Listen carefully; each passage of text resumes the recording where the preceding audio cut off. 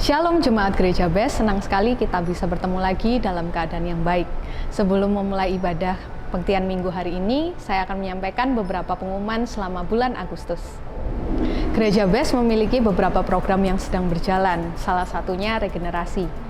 Melalui The Sealer dan Yes, Gereja BES bertujuan untuk melahirkan pemimpin-pemimpin muda yang takut akan Tuhan dan berjalan sesuai dengan visi Tuhan, sekaligus menjadi pemuda-pemudi yang berkarakter Kristus melalui program pelatihan dan bermisi agar menjadi berkat.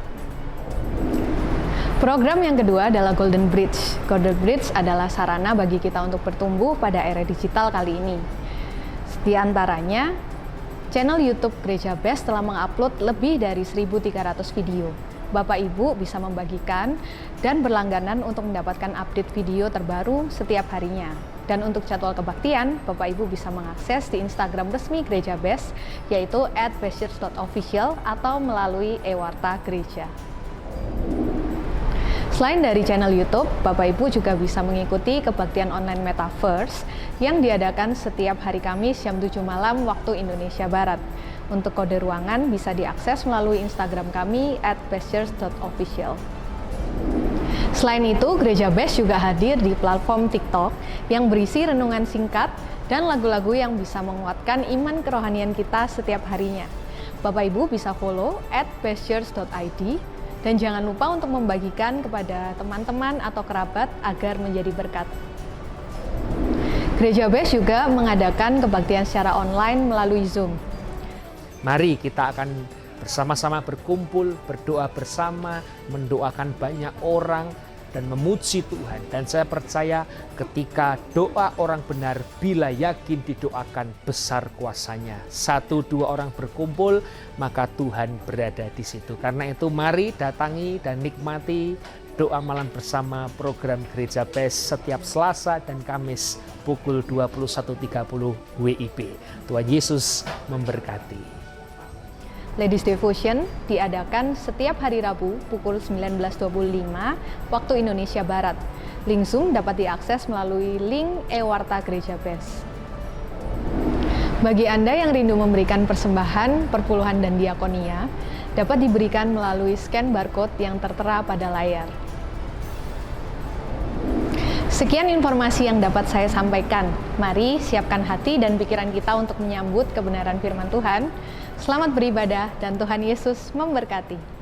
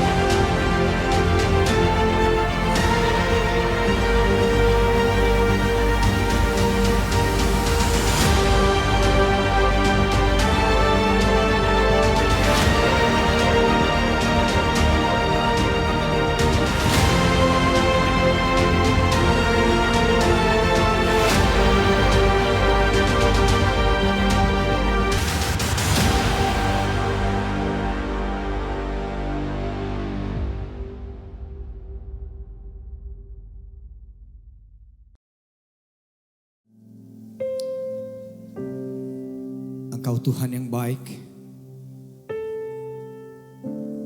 Engkau Tuhan yang mengasihi setiap kami.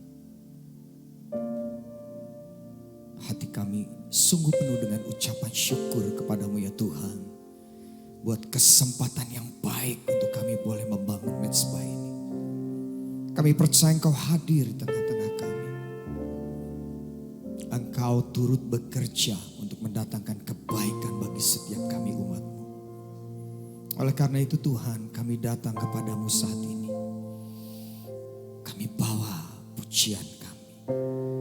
Kami bawa ucapan syukur kami. Kami bawa penyembahan kami yang terbaik buat Engkau Tuhan. Dan biarlah hanya namamu yang ditinggikan, diagungkan. Sekarang sampai selama-lamanya. Terima kasih Tuhan. Kami serahkan doa kami ke dalam tangan-Mu. Hanya di dalam nama Tuhan Yesus yang percaya menurut saya dan diberkati. Sama-sama kita katakan amin. Berikan tepuk tangan sekali lagi buat Tuhan kita Yesus. Mari silakan duduk saudara. Mari kita datang di hadapan Tuhan. You are here, moving in our midst. I worship you, I worship you. You are here, working in this place. I worship you, I worship you. You are here, moving in our midst. I worship you, I worship you. You are here, working in this place. I worship you, I worship you. You are waymaker, miracle worker, promise keeper, light in the darkness. My God, there is who you are. Oh, waymaker, miracle worker, promise keeper, light in the darkness. My God, there is who you are. Let's sing. You are here, touching every heart. I worship you, I worship you. You are here, healing every heart. I worship you, yes, I worship you. You are here, turning lives around. I worship you, I worship you. You are here.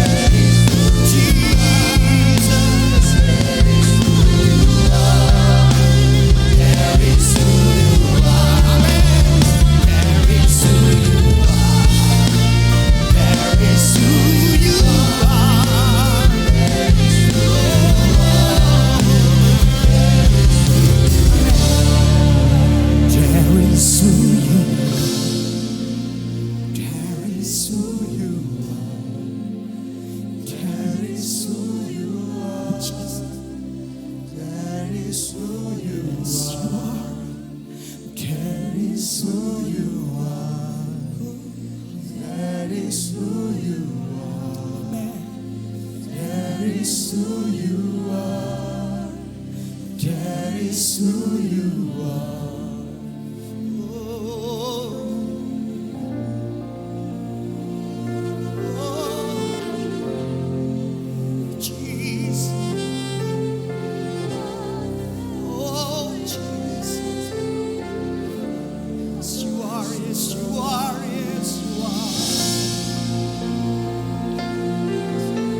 We worship you. We worship you. We worship you.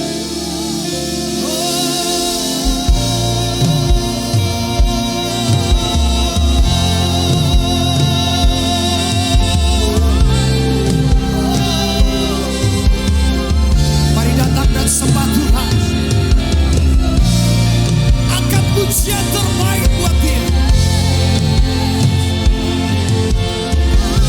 Haleluya.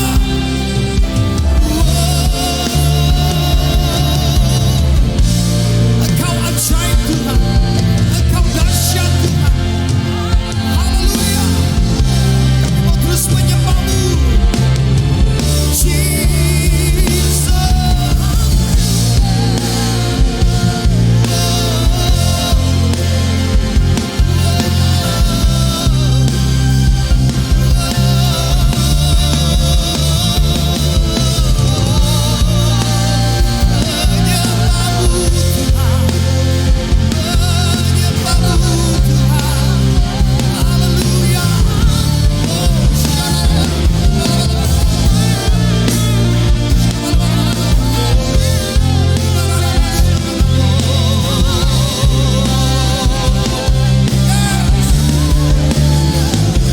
Lawatan Tuhan terjadi di tempat ini.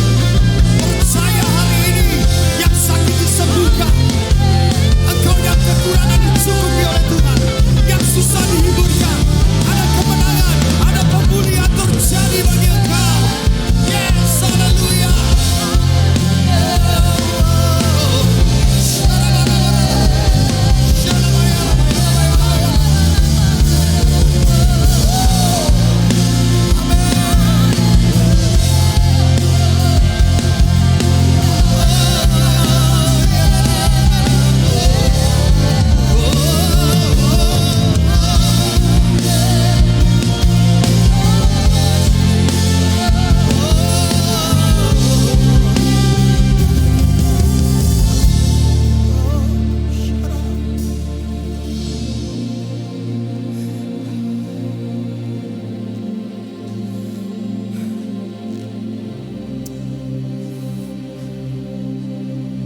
Terima kasih.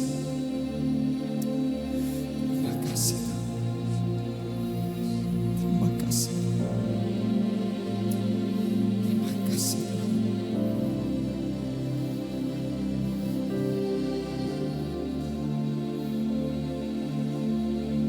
Waymaker, miracle worker, promise keeper, light in the darkness. My God, there is who you are. Let's sing. Waymaker, miracle worker, promise keeper, light in the darkness. My God. Mari saudara semua kita bangkit berdiri sama-sama. Angkat tanganmu, katakan Waymaker. Waymaker, miracle worker, promise keeper, light in the darkness. My God, that is who you are. Is who you are, Jesus.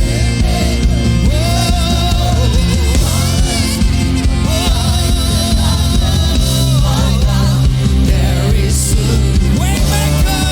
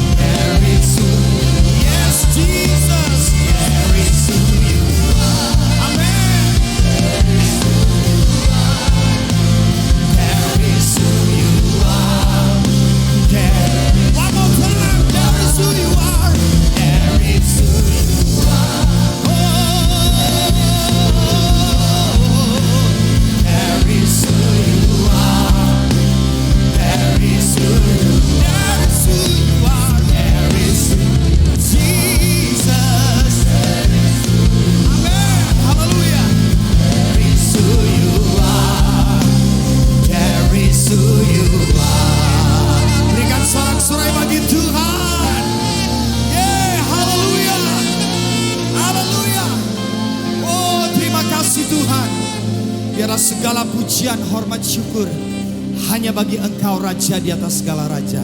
Yang percaya sama-sama kita katakan amin. Sorak-sorai buat Tuhan kita. Berikan tepuk tangan yang terbaik buat Tuhan. Mari sama-sama kita datang di hadapan Tuhan. Kami mau siapkan hati kami untuk firman Tuhan. Sebab kami percaya firman-Mu lah yang akan menguatkan setiap kami. Terima kasih Tuhan. Mari saudara semua kita bangkit berdiri sama.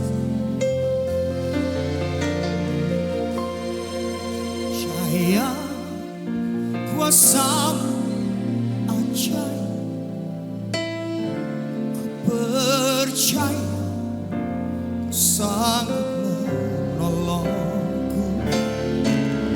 Ku serahkan seluruh kehidupan sampai ku melihat mujizat nyata dalam hidupku. Katakan sama-sama. Percaya kuasa-Mu ajaib, ku percaya kuasa-Mu menolongku. Ku serahkan seluruh kehidupan sampai ku melihat mujizat nyata dalam. Mari angkat tanganmu di hadapan Tuhan. Ku percaya kuasa-Mu ajaib, ku percaya Tuhan kuasa-Mu menolong. Amin. Seluruh kehidupan sampai ku melihat mujizat nyata dalam hidupku. Sampai ku melihat, sampai ku melihat mujizat nyata dalam hidupku. Sekali lagi lalu sembah Dia. Sampai ku melihat mujizat nyata dalam hidupku.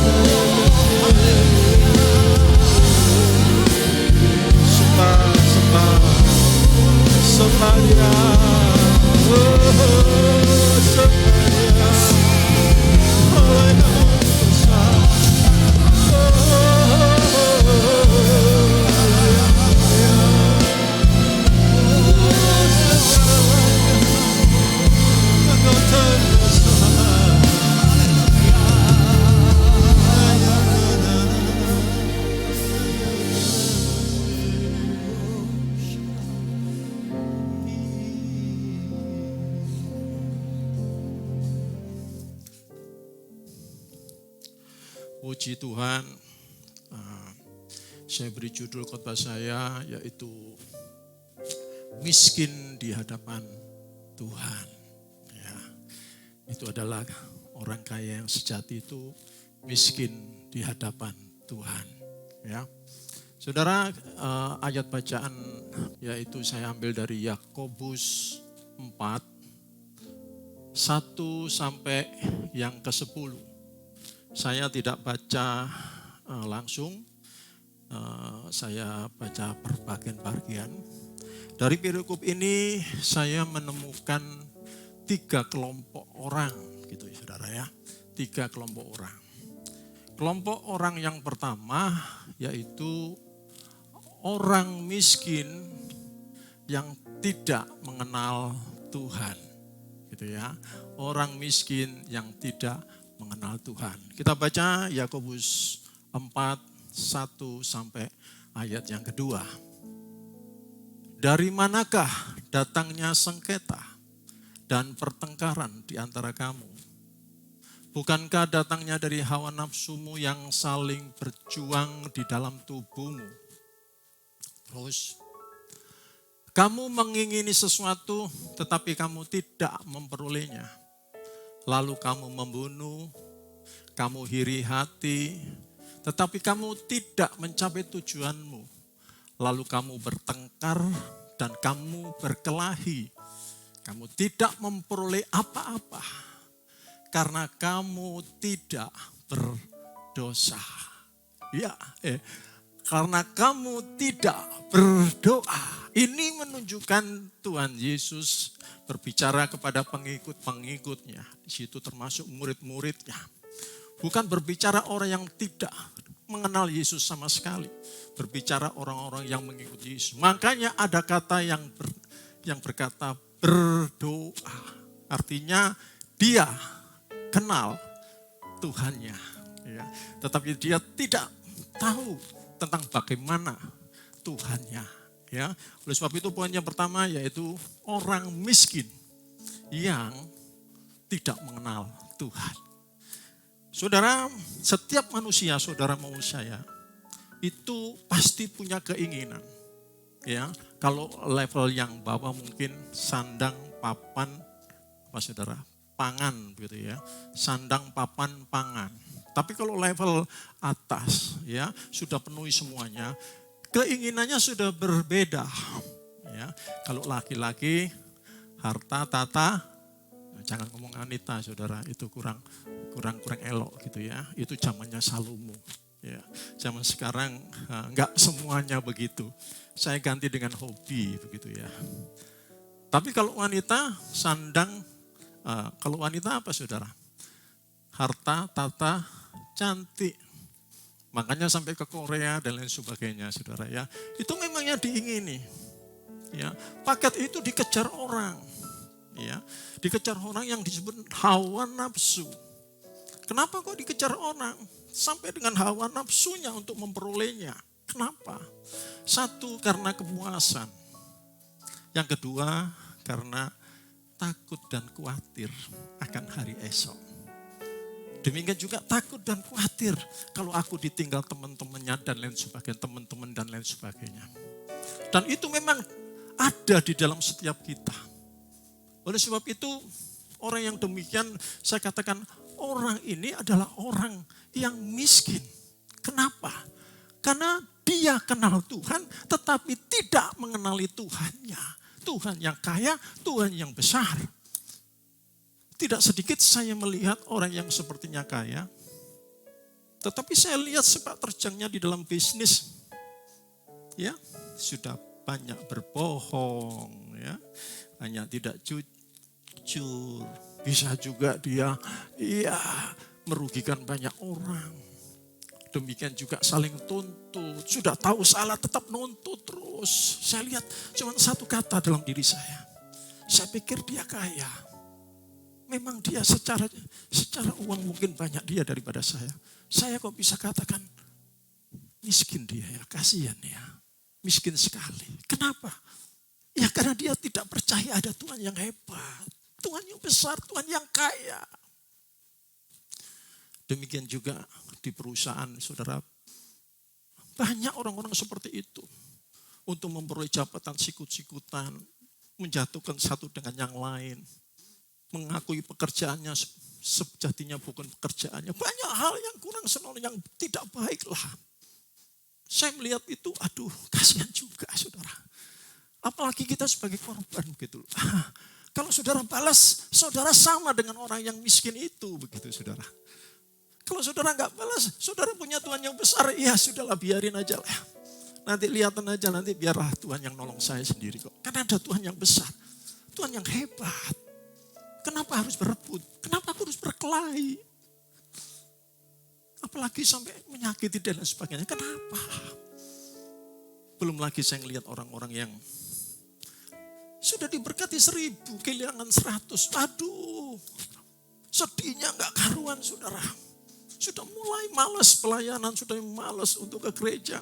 Sudah kecewa besar. Kenapa? Dia lupa. Dia sudah diberkati 1000, kehilangan sedikit sudah gak karuan saudara. Belum lagi orang yang merasa dicemarkan nama baiknya. Gak bisa. Aku harus nuntut. Ini nama baik, ini harga diri. Aku harus menuntut. Dia lupa bahwa ada Tuhan yang mampu. Untuk apa? Untuk mengembalikan harga dirimu, untuk mengembalikan nama baikmu. Makanya dia terus. Kenapa? Karena dia orang yang tidak mengenal Tuhannya. Yang lebih serem lagi saudara. Sudah minta maaf, tetap tidak mau memaafkan. Enggak bisa. Ini bukan masalah uang, ini bukan masalah harga diri. Saya ingin membeli pelajaran sama dia. Saudara saya kasih tahu. Bedanya tipis. Ngasih pengajaran dan jahat itu bedanya tipis. Saudara. Dengan banyak orang yang sulit untuk menolong. Biar dia berjuang dengan Tuhan. Ini pelajaran buat dia untuk hidupnya. Supaya dia tergantung pada Tuhan. Pembelajaran dan pelit itu bedanya tipis. Saudara, bedanya tipis. Dan hari ini saya ingatkan kembali. Saya percaya saudara yang ada di tempat ini bukan tipe orang yang ini. Mungkin saudara kaya. Kaya bukan berbicara. Kaya di dalam Tuhan bukan berbicara uangmu banyak. Bukan bicara saudara adalah orang yang terhormat. Tetapi berbicara bagaimana engkau yakin punya Tuhan yang kaya, Tuhan yang hebat, Tuhan yang dahsyat. Yang ada di dalam saudara. Katakan amin. Matius 6 ayat 31 sampai 32. Sebab itu janganlah kamu khawatir. Dan berkata, apakah yang akan kami makan, apakah yang akan kami minum, apakah yang akan kami pakai terus. Semua itu dicari bangsa-bangsa yang tidak mengenal Allah. Berarti ia berbicara kepada orang yang mengenal Tuhan. Tahu Tuhan. Tapi Yesus memberi satu pandangan bahwa ini seperti engkau mencari orang-orang yang di luar Tuhan. Bangsa-bangsa yang tidak mengenal Tuhan. Dan kenapa orang demikian? Orang yang mikir ini kenapa? Karena dia tidak percaya dan tidak tahu, tidak mengenali Tuhannya. Bahwa apa saudara? Terus itu, tolong dibuka lagi. Bapa yang di surga tahu bahwa kamu memerlukan semuanya itu. Itu poinnya saudara. Kenapa dia miskin? Kenapa saya katakan dia miskin? Iya, karena dia tidak percaya, dia tidak tahu, dia memang di dalam Tuhan, dia memang orang Kristen, dia memang di gereja, tapi dia tidak tahu bahwa Bapa yang di surga tahu bahwa kamu memerlukan semuanya itu. Amin. Poin yang kedua, orang miskin yang mengenal Tuhan. Ya, kita buka tadi Yakobus 4 ayat yang ketiga.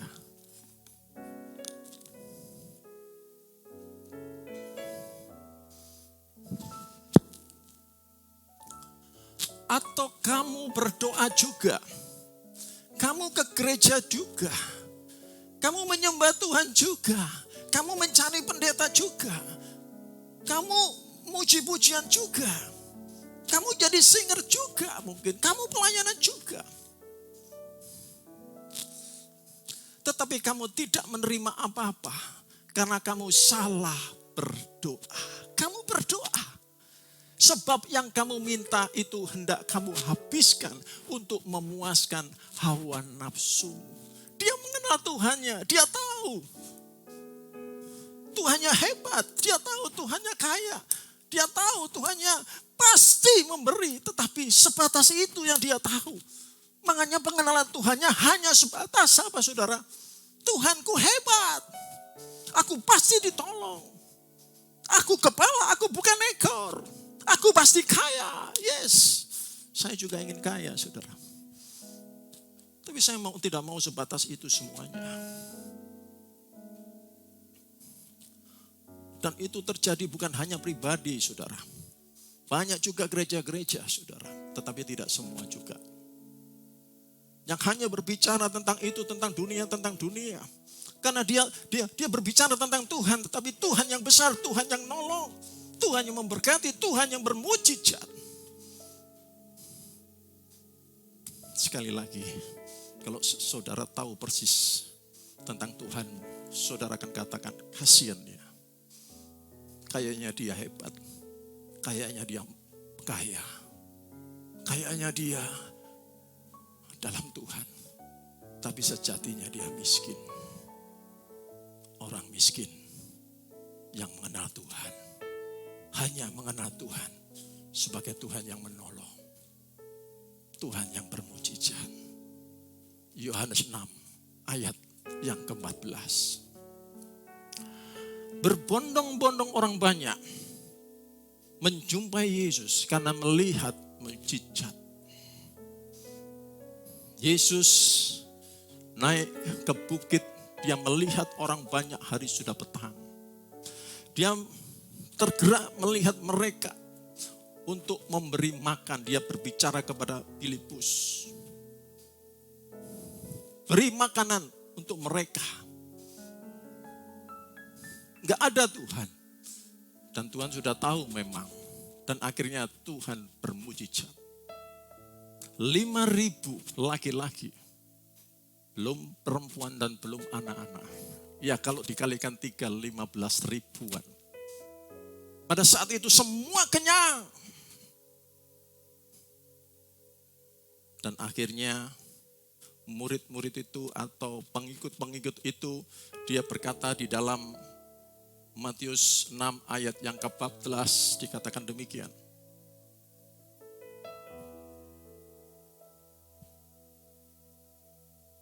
Yohanes 6, 14. Ketika orang itu melihat mujizat yang telah diadakannya, mereka berkata, dia ini adalah benar-benar nabi yang akan datang ke dalam dunia ini. Dia mengenal Tuhannya, luar biasa karena lihat mujizatnya. Tetapi Yesus tahu dia akan dijadikan raja. Akhirnya dia naik ke gunung. Dia menyendiri. Dan murid-muridnya bertolak ke Kapernaum. Ada perahu di situ. Dan pengikut-pengikutnya melihat semuanya. Murid-muridnya sudah menyeberang ke Kapernaum. Yesus tidak bersama dengan dia. Murid-muridnya bingung. Keesokan harinya ada kapal yang ke Kapernaum dari Tiberias. Akhirnya muridnya ikutlah. Sebelumnya Yesus berjalan di atas air. Malam-malam ikut perahunya murid dan sampailah ke Kapernaum. Murid-muridnya tidak tahu, bingung. Bukan murid maksudnya, pengikutnya bingung, saudara. Yesus gak ikut, kemana ini? Ya sudah, kebetulan ada perahu, akhirnya dia ke Kapernaum. Berjumpalah dengan Yesus di Kapernaum. Yohanes 6 ayat 25. Yohanes 6 ayat 25. Ketika orang banyak menemukan Yesus di seberang laut itu, mereka berkata kepadanya, Rabi, bila manakah engkau tiba di sini? Seolah-olah dia mencari Yesus, seolah-olah dia rindu kepada Yesus. Seolah-olah dia, waduh aku butuh Tuhan, aku perlu Tuhan. Tapi apa yang dikatakan oleh Yesus? Yesus menjawab mereka, aku berkata kepadamu, sesungguhnya kamu mencari aku bukan karena kamu telah melihat tanda-tanda, melainkan karena kamu telah makan roti itu dan kamu kenyang. Yesus tahu isi hatimu. Engkau di gereja, engkau berdoa, engkau menyembah, engkau bernyanyi. Yesus tahu apa yang menjadi isi hatimu. Apakah hanya sekedar mujizat? Apakah hanya sekedar yang duniawi, yang orang lain berebut untuk memperolehnya? Dan biarlah hari ini firman Tuhan mengingatkan kepada kita semuanya. Kita bukan tipe kelompok yang pertama. Dan kita bukan tipe kelompok yang kedua. Tetapi kita tipe kelompok yang ketiga. Apa itu? Orang yang miskin di hadapan Tuhan. Amin. Kita buka lagi di dalam Yakobus 4, seterusnya ayat ke-5. Sebelumnya saya mau buka Matius 5 ayat yang ketiga. Matius 5 ayat ketiga. Yesus katakan demikian. Luar biasa, gak ada orang bahagia itu yang sedih. Gak ada orang bahagia itu yang merasa rugi. Tapi Yesus katakan, berbahagialah orang yang miskin di hadapan Allah. Karena mereka lah yang mempunyai kerajaan surga. Siapa kerajaan surga? Yesus. Karena mereka yang memiliki Yesus. Karena dia tahu tentang Yesus. Mengenal tentang Yesus. Yang dahsyat, yang luar biasa, yang memiliki surga. Oleh sebab itu, aku kecil, aku miskin.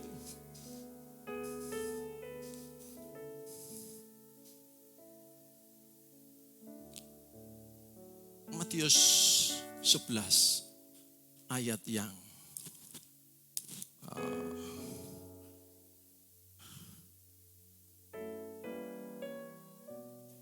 25. Pada waktu itu berkatalah Yesus, aku bersyukur kepadamu Bapa, Tuhan langit dan bumi. Karena semuanya itu engkau sembunyikan bagi orang bijak, orang pandai. Tetapi engkau nyatakan kepada orang yang kecil. Bukan berbicara engkau kaya, berbicara engkau pandai, berbicara engkau hebat, berbicara engkau kaya raya. Bukan berbicara itu. Apa engkau miskin di hadapan Tuhan? Sehingga engkau memperoleh namanya Yesus. Yesus yang kaya, Yesus yang hebat, Yesus yang luar biasa. Apakah engkau miskin di hadapan Tuhan? Matius 18 ayat yang ketiga. Lalu berkata, aku berkata kepadamu, sesungguhnya jika kamu tidak bertobat, jika kamu tidak bertobat, jika kamu tidak bertobat, menjadi seperti anak kecil yang tulus, datang kepada Yesus tulus. Seperti anak kecil, orang yang tidak punya apa-apa, orang yang tidak berdaya, orang yang butuh Tuhan, orang yang mengakui papanya bisa tolong, papanya hebat, bangga. Bukan berbicara engkau besar, engkau terkenal, bukan. Kamu tidak akan masuk ke dalam kerajaan surga. Sekali lagi poin yang ketiga. Miskin di hadapan Allah. Dialah adalah orang-orang yang kaya sejati. Dia tidak pernah takut sampai berkelahi dan saling membunuh. Karena dia tahu Tuhannya hebat, Tuhannya besar. Dia bukan juga memperalat pelayanan. Dia juga tidak memperalat Tuhan untuk memenuhi hawa nafsunya. Karena pengetahuannya hanya sampai di situ. Tuhanku hebat, Tuhanku dahsyat. No. Tapi lebih dari itu. Tuhan yang hebat, Tuhan yang kaya. Demikian juga Tuhan yang memiliki hidup yang kekal. Amin. Ciri-ciri orang itu seperti apa? Ciri-ciri orang itu seperti apa? Yakobus 4 ayat yang keempat. Ini satu perikop. Jadi Yakobus 4 1-10 kita akan baca atau bahas bersama-sama. Yang pertama tipe orang miskin. Mungkin dia kaya, mungkin dia berkedudukan, tetapi bagi Tuhan dia miskin. Tapi karena dia tidak mengenal Allahnya yang hebat. Dan yang kedua, miskin. Kenapa? Karena dia hanya mengenal Allah, tapi Allah yang kaya dan hebat. Titik sampai di situ. Ciri-ciri orang yang miskin di hadapan Allah. Yakobus 4 ayat yang keempat. Hai kamu, orang-orang yang tidak setia. Tidakkah kamu tahu bahwa persahabatan dengan dunia adalah permusuhan dengan Allah? Jadi barang siapa hendak menjadi sahabat dunia, ia menjadi dirinya musuh Allah. Ciri-ciri orang yang miskin di hadapan Allah. Menjadi sahabat Tuhan, bukan sahabat dunia. Yesus sudah memberikan contoh kepada setiap kita di padang gurun. Kalau hari ini ada pertanyaan, roti atau batu? Saya yakin saudara pasti milih roti. Saya juga. Kalau hari ini ada pertanyaan, roti atau firman? Kalau saya pilih firman, saya tidak tahu saudara.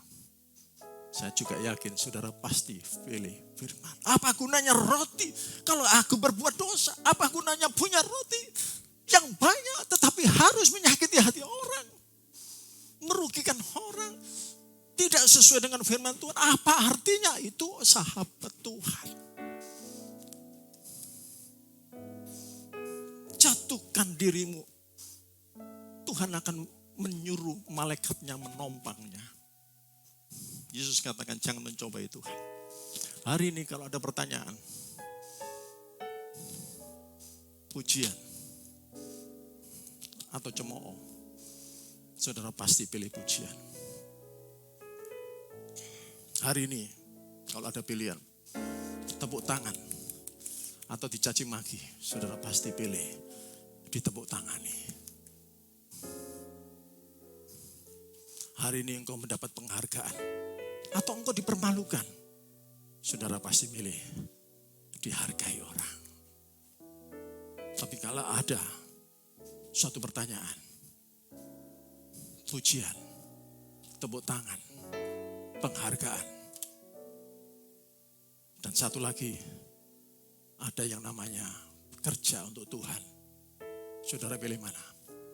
Kalau saya pilih kerja untuk Tuhan. Apa artinya pujian? Apa artinya tepuk tangan? Kalau nggak ada fungsinya buat Tuhan. Amin. Kalau Tuhan Yesus kepreset jatuh, yang memang Tuhan tolong. Tapi kalau sengaja menjatuhkan diri dan malaikat menolongnya, Yesus mendapat pujian. Apa itu yang dimau orang-orang yang miskin di hadapan Tuhan?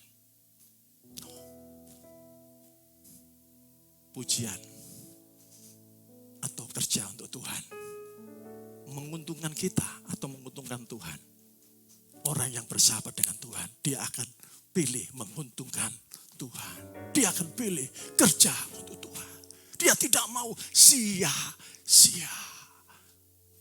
Sepertinya mendapat sesuatu yang hebat, sepertinya mendapat pujian, sepertinya ditinggikan. Tapi apa artinya kalau Tuhan tidak diuntungkan? Amin. Yesus dibawa ke bumbungan. Diperlihatkan semuanya akan kuberikan kepadamu. Hari ini ada suatu pertanyaan. Jadi orang besar yang berkuasa atau jadi orang kecil yang tidak punya kuasa apa-apa? Kalau saya pilih menjadi orang yang besar punya kuasa.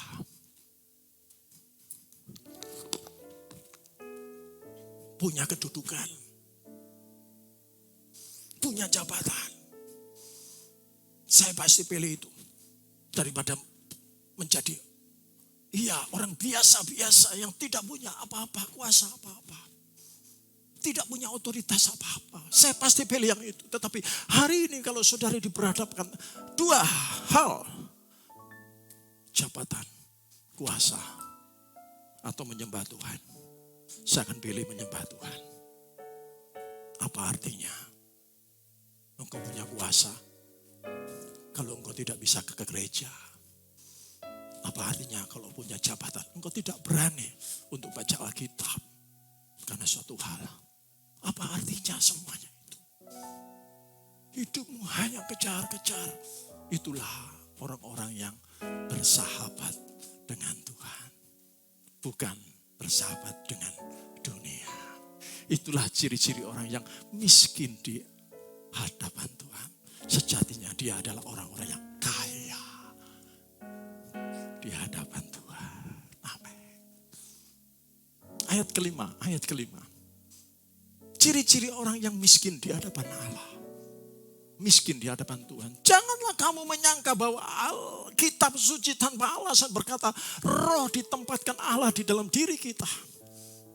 Dari awal sampai akhir itu berbicara orang yang sudah punya roh Allah. Makanya ada pertengkaran, hawa nafsu dan apa saudara, nurani atau roh Allah ini. Dia tahu ada roh Allah, tapi dia tidak mengenal Allahnya. Makanya dia ketakutan, khawatir, berebut, membunuh, iri hati. Ada roh Allah. Dia tahu Allahnya besar, Allahnya dahsyat, Allahnya luar biasa. Dia tahu, tapi sebatas itu. Dan yang ketiga diingatkan, janganlah kamu menyangka bahwa kitab suci tanpa alasan, rohlah yang ditempatkan Allah di dalam diri kita, diinginnya dengan cemburu. Apa cukup dengan pengetahuan roh Allah itu cemburu? Terus, 6. Tetapi kasih karunia yang dianugerahnya kepada kita lebih besar daripada itu apa? Semuanya yang ada di dunia ini. Amin.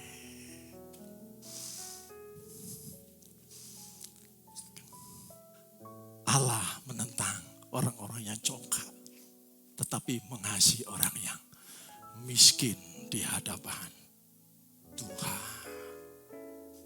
Orang yang miskin, dia bangga seperti wanita Samaria. Ketemu Tuhan, dia lari meninggalkan tempayannya. Hai, aku bangga ketemu Yesus, Mesias. Ayo. Itu orang yang bangga.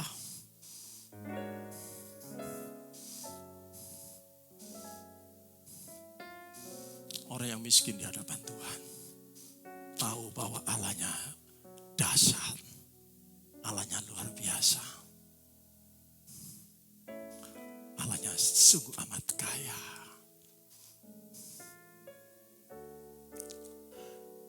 Terus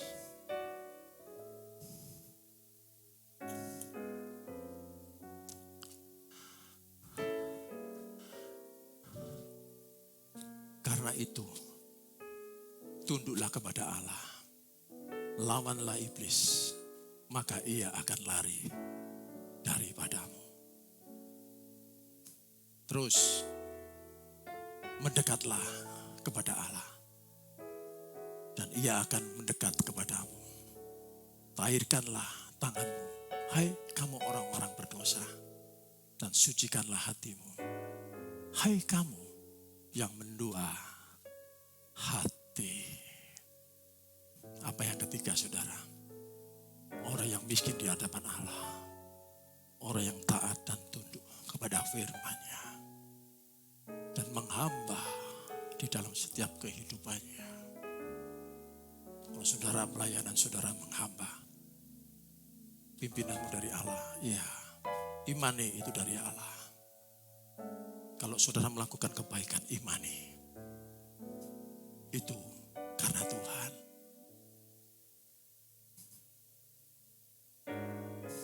Firman lebih dari segalanya. Aku kerjakan apapun kesulitanku. Itulah orang-orang yang miskin di hadapan Tuhan. Satu kali lagi, siapa orang yang miskin di hadapan Tuhan? Ayat yang ke-9 dan 10. Sadarilah kemalanganmu, berdukacita dan merataplah. Hendaklah tertawamu kamu ganti dengan ratap, dan sukacitamu dengan sukacita, dukacita. Terus rendahkanlah dirimu di hadapan Tuhan, dan ia akan meninggikan kamu. Sadarilah engkau terbatas. Aku bukan siapa-siapa. Berserah semuanya kepada Tuhan. Sujud menyembah, menyerahkan semuanya di dalam doa kepada Tuhan. Itulah orang-orang yang miskin di hadapan Tuhan. Dia akan mempunyai kerajaan surga.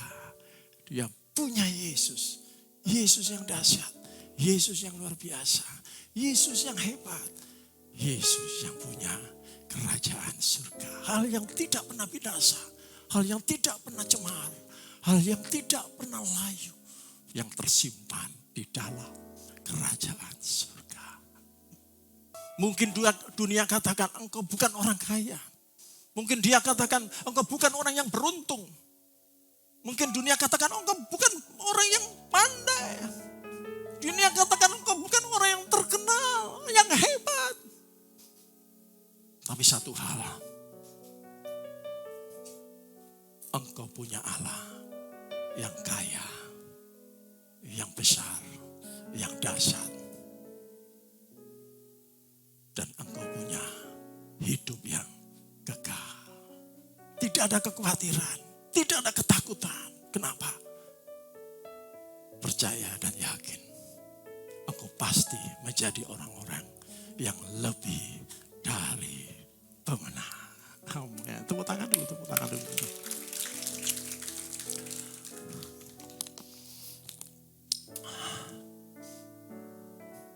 Engkau orang yang mengenal Allah. Keseluruhan. Bukan hanya mengenal tapi tidak tahu tentang kedahsyatan Allah. Saya kembali yang poin pertama, saudara. Saya dapat tema atau rema ini. Kemarin saya di pesawat. Saya pesawat tidak pilih-pilih. Alen ini, yang penting jamnya pas. Saya duduk. Saya membayangkan. Saya kalau naik pesawat ini. Kalau saya naik pesawat ini. Saya membayangkan, iya ya. Kalau naik pesawat itu. Kok beda ya. Dia berdesak-desakan. Bahkan ada yang sikut-sikutan. Bahkan ada yang ya sedikit ribut kecil karena diserobot dan lain sebagainya. Kenapa? Ya. Karena mereka tidak percaya bahwa mereka tidak ditinggal oleh pesawatnya. Dia tidak percaya. Space-nya masih tetap ada. Karena dia tidak percaya. Dia tahu ada pesawat. Dia tahu pesawat itu akan berangkat. Tetapi dia tidak percaya bahwa pesawat itu menampung. Tidak perlu harus berebut. Berdesak-desakan. Kalau saudara di Amerika ada namanya supermarket yang namanya Best Buy. Dulu saya sekarang nggak pernah beli begitu. Jadi dikasih garansi untuk semua elektronik 3 bulan apa 6 bulan boleh dikembalikan, no reason. Artinya apa? Itu rusak, jatuh, enggak jatuh, masih baik, enggak baik, sudah dinikmati atau tidak, boleh dikembalikan. Tanpa syarat apapun juga. Ternyata enggak ada yang kembalikan, sangat sedikit. Kalau ada pun itu bukan orang Amerika, bukan orang sana. Itu dulu, saya sekarang enggak tahu. Kenapa? Dia percaya masyarakatnya kaya akan kejujuran. Masyarakatnya kaya akan etika. Untuk case itu ya, kalau case lain saya tidak tahu. Marketnya tahu tentang norma-norma, kaya akan norma-norma. Bukan miskin atasnya, itu semuanya. Luar biasa. Saudara, saya tutup dengan suatu cerita. Seorang yang dilahirkan tahun 24 Maret 1820. Fanny Jim Crosby. Mungkin saudara sudah tahu banyak tentang ini. Pada saat dia dilahirkan, umur seminggu, infeksi mata. Orang yang mengaku dokter, berusaha menyembuhkan, malah buta permanen. Selang berapa bulan,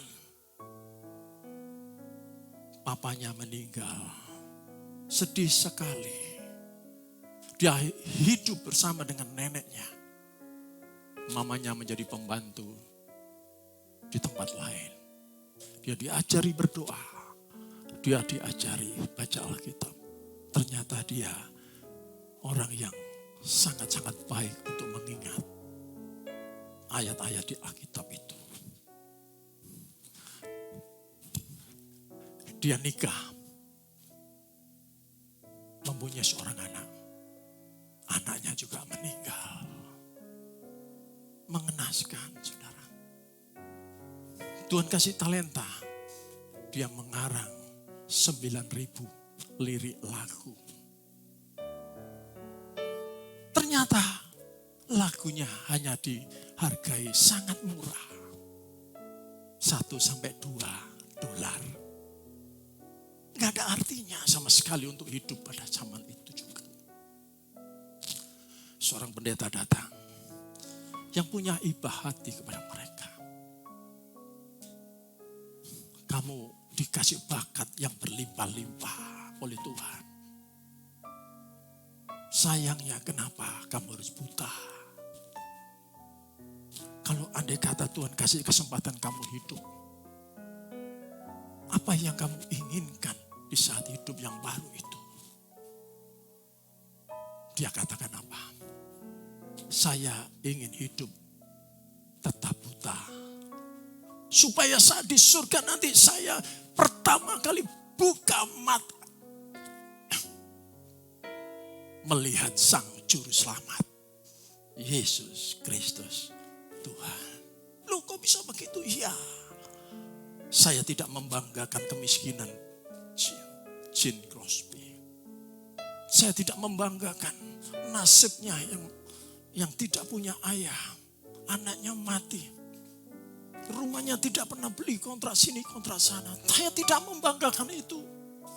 Tetapi saya membanggakan Dia menempatkan Sang Juru Selamat, Yesus kasih karunia lebih dari semua yang ada di dunia ini.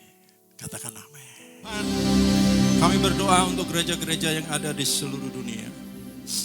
Bagi para hamba Tuhan sampai kepada semua jemaatnya. Kiranya Tuhan memberkati mereka semua. Supaya mereka menjadi berkat dan berdampak. Sehingga gereja di seluruh dunia dipenuhi oleh jemaat yang mencari Tuhan dengan tulus dan takut.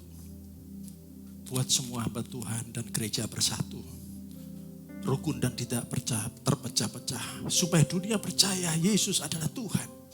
Bagi kemuliaan Allah Bapa di surga. Demikian juga gereja Base yang Tuhan sudah percayakan kepada setiap kami.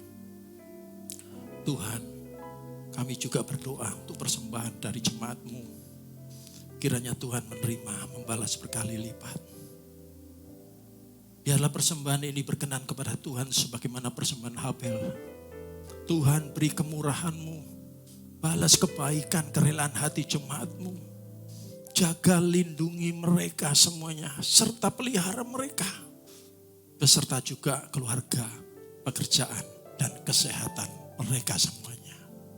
Mari saudara dekapkan tangan di dada. Kita mau terima berkat Tuhan.